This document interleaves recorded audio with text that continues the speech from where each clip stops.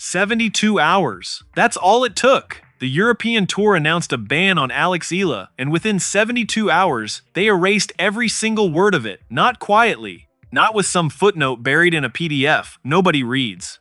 A full public face-down reversal, forced by sponsors, ignited by millions of fans across 6 continents, and watched live by a global audience that had been waiting for exactly this kind of moment.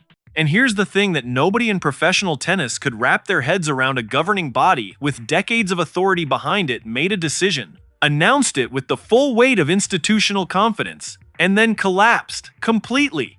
Faster than almost any sports organization in modern history has ever collapsed before. But if you think this story is about a scheduling dispute or wildcard rules or bureaucratic paperwork, you are watching the wrong movie entirely. Because what actually happened here goes so much deeper than any policy document. This is about power. It's about money. It's about who women's tennis truly belongs to in 2026. And the answer the European Tour got back when they tried to answer that question for themselves is one they are never going to forget. Stay with me until the end, because what this story reveals about the hidden mechanics of professional tennis is something nobody is saying loudly enough yet. So who exactly is Eila? And why did one decision about her participation cause an entire institution to flinch? To really understand the explosion, you first need to understand the bomb. Alex was born in Quezon City on May 23, 2005. She left the Philippines at 13 years old. 13. Most kids that age are still figuring out what they want to eat for lunch, and this girl was packing her life into a suitcase, moving to Mallorca, and walking into the Rafael Nadal Academy to chase something that, at the time, most people around her couldn't even fully see yet. That sacrifice, that specific, irreversible, lonely decision became the foundation of a story that would eventually resonate across cultures and demographics and time zones in a way that almost no athlete's story has in recent memory.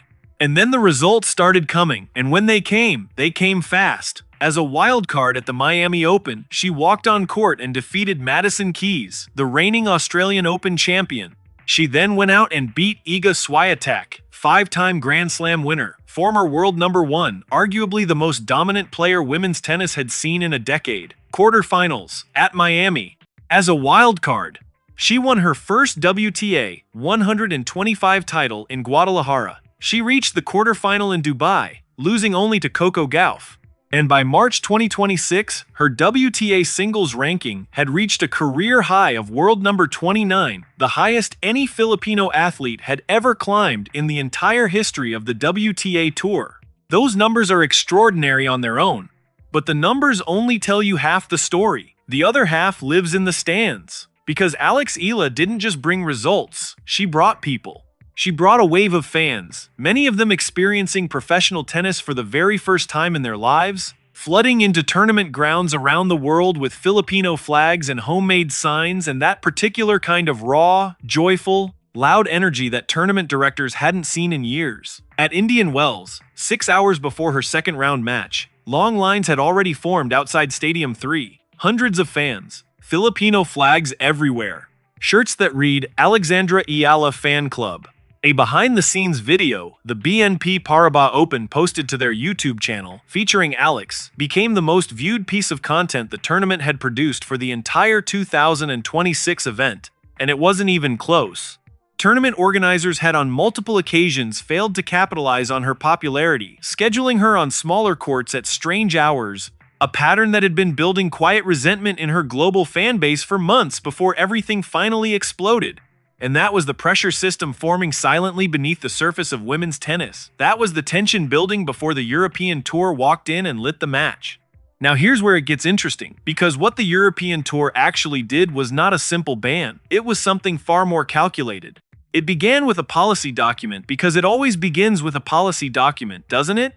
The European Tour had been quietly revising its wildcard allocation rules for the 2026 clay and grass seasons. The framework proposed a new restriction on wildcard eligibility for players ranked outside the top 25 who had received more than 3 wildcard entries from management-affiliated organizations across their entire episoded NE5 career. On paper, the language was clean. neutral, administrative, the kind of language that consequential decisions always hide behind. But in practice, it targeted one player more precisely than any other name on tour, Alex Eala. She had received 12 wildcard entries across her career. IMG, the management company that also operates several WTA events, including Miami and Madrid, had given Alex those WTA 1000 debuts before her ranking was high enough to qualify on its own. Under the new European framework, that history triggered the restriction automatically. The result was that Alex would effectively be blocked from multiple European tournaments during the 2026 clay season events where she had already been informally expected to appear, events where tournament marketing had in some cases already referenced her potential participation. When the decision leaked, and in professional tennis, decisions of this magnitude always leak, the reaction was not slow, it was not measured, it detonated. Within 6 hours, Filipino fan communities across Europe, organized and deeply connected through social media networks that had been strengthened by 2 years of collective Alex watching, coordinated a response that no tournament director had a single framework to anticipate. Ticket cancellation notices began arriving at European box offices in numbers that paralyzed booking systems. Madrid, Rome, Birmingham, Eastbourne. Events that had been referenced in the wildcard restriction began receiving mass withdrawal requests from Filipino fan groups who had organized travel packages, hotel bookings, group ticket purchases, specifically because Alex was supposed to be there. Think about that for a second. These weren't casual fans hitting unsubscribe. These were people who had built their entire European summer plans around watching one player compete, and they were pulling out, all at once. The financial math landed immediately, and it landed hard. Alex matches were almost always sold out. Tournament organizers already knew. One director had publicly said they would do anything to have her at their event. And that quote now read with a very particular kind of irony given what the institution had just attempted. But even the fan response was only the first wave. The second wave came from the sponsors. And that's when the situation became truly irreversible. Nike, whose relationship with Alex had deepened significantly through 2025 and 2026, from the iconic Saga hair tie at her Wimbledon debut to the limited edition Nike shirt designed by Filipino artist Georgina Camus, communicated privately but with total clarity to European tournament partners that this policy created unacceptable complications for their athlete and for their brand. Babolat, whose racket Alex had used through every match of her breakthrough season, made their position clear through commercial channels without needing a press release. Smart Sports, Globe Telecom, Milo Filipino brands whose entire European marketing strategies had been restructured around Alex's continental appearances, began conversations with their sponsorship partners about what her absence would actually mean. The pressure was coming from everywhere simultaneously: commercial, cultural, political. And then something even heavier arrived. European broadcast partners, whose rights agreements with the WTA included performance metrics tied to viewership, digital engagement, and live attendance, communicated with absolute clarity that Alex's exclusion from European events during the 2026 clay and grass seasons represented a material breach of the commercial expectations embedded in those agreements. This wasn't a philosophical debate about fairness anymore.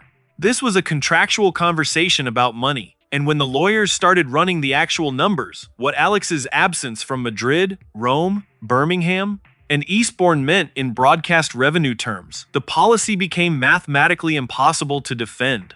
3 days after the document leaked, the European Tour reversed course entirely. The formal announcement arrived through official WTA channels alongside a statement from the European Tournament Consortium. The wildcard restriction framework as applied to players with management-affiliated entry histories would be suspended pending full structural review. Alex's participation eligibility at European Tour events for the 2026 season remained completely unchanged. Ticket purchases made in anticipation of her appearances remained valid. The reversal was total. The language was careful. The humiliation for everyone inside the institution who had championed the original policy was absolute. And here is what makes this moment so much bigger than a single policy dispute. By the time the reversal came, Alex had already transcended the wildcard question entirely. She was the first Filipino athlete to earn automatic entry into all 4 Grand Slam main draws based purely on ranking. The very policy that tried to restrict her based on her historical wildcard access was targeting a version of Alex Eila that no longer existed. She had outgrown it. Her attorneys communicated this. The WTA communicated it even more directly. And the broadcast partners communicated it in the only language institutions ultimately respond to financial consequence. The reversal happened because it had to. Not because anyone suddenly grew a conscience. Not because the fan outrage moved the decision makers emotionally. It happened because the commercial architecture of modern professional tennis had been built, whether intentionally or accidentally, in a way that made Eala's absence from those courts economically indefensible. And that is the most important truth this entire episode revealed. Women's tennis is not the same sport it was when its current institutional frameworks were designed. Those frameworks were built for a world where the commercial center of gravity lived firmly in Europe and North America. A world where the most commercially powerful players came from established tennis nations with established infrastructure. A world where a 20-year-old from Quezon City ranked number 29 in climbing did not exist. That world is gone. Eila is by multiple measurements the most famous player in women's tennis right now. Not the best yet by Grand Slam metrics, but the most magnetic, the most culturally significant, the most commercially powerful per unit of institutional resistance she encounters. Daria Saville said it with more honesty than any policy document ever could. If I was a tournament director, I would do anything for her to be at my tournament. That sentiment, freely offered by a fellow professional who understood the commercial and cultural reality, was the authentic voice of the sport responding to what the institution had tried and catastrophically failed to suppress. The ban lasted 72 hours. The reversal came swiftly, but the lesson landed permanently. And somewhere in the quiet machinery of those European tournament operations, the directors who drafted that policy document will watch Alex compete under lights that sell out every stadium she enters, and they will understand, perhaps for the first time, with complete clarity, exactly what they were dealing with. So let me ask you this. Was this a policy dispute, a scheduling controversy, a power struggle between old institutional thinking and a new global commercial reality? Or was this the moment women's tennis finally admitted, under pressure it could not resist, that the future had already arrived and her name is Eila? Drop your answer in the comments right now, because this debate has only just started.